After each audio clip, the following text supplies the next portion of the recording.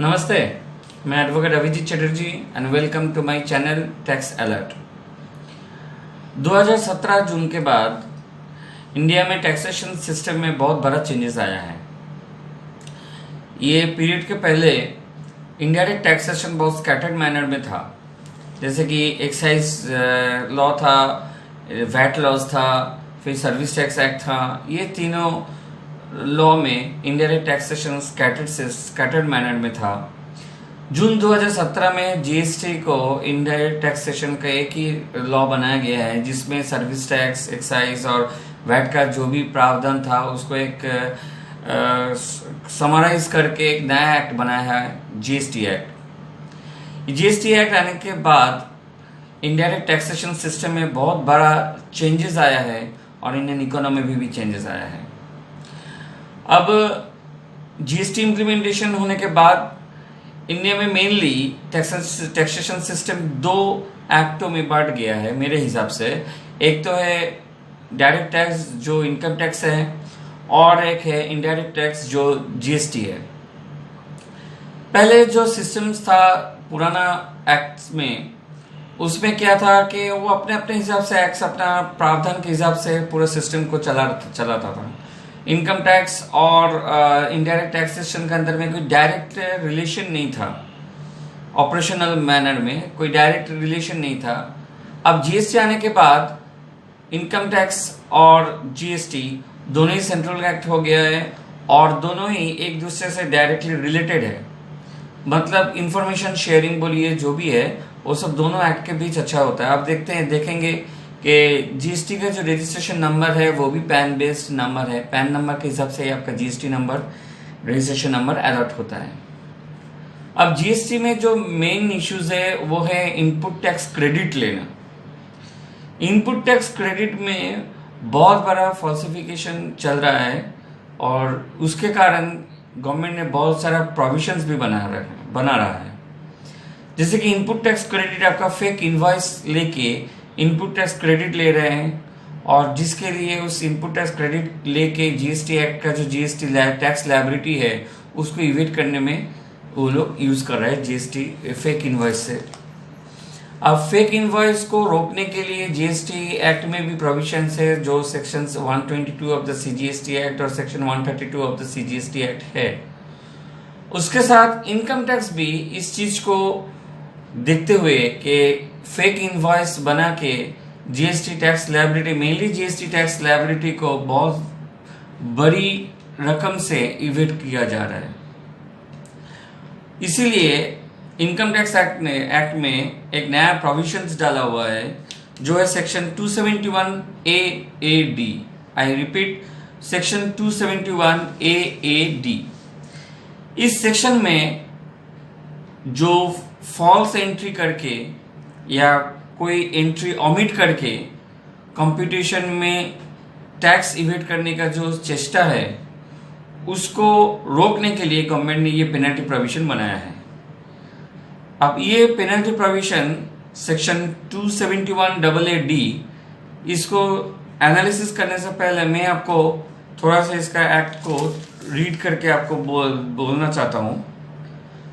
Subsection 1 में बोल रहा है, without prejudice to any other provisions of this act, if during any proceedings under this act it is found that in the books of accounts maintained by any person there is 1 false entry or 2 an omissions of any entry which is relevant for computations of total income of such persons to evade the tax liability. The assessing officer may direct that such person shall pay by way of penalty a sum equal to the aggregate amount of such false or omitted entry.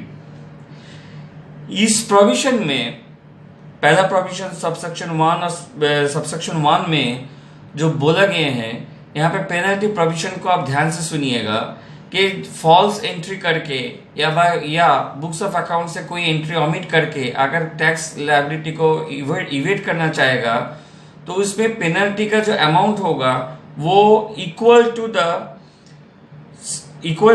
Aggregate amount of such false और omitted entry.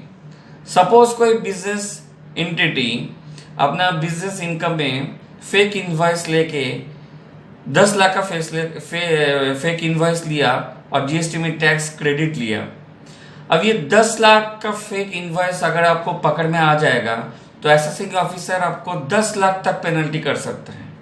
यहाँ पे आपका कोई 10 लाख के ऊपर कितना tax liability आ रहा था, उसमें वो टैक्स लायबिलिटी इवेड हो रहा है, ये सब कैलकुलेशन में असेसिंग ऑफिसर नहीं जाएगा।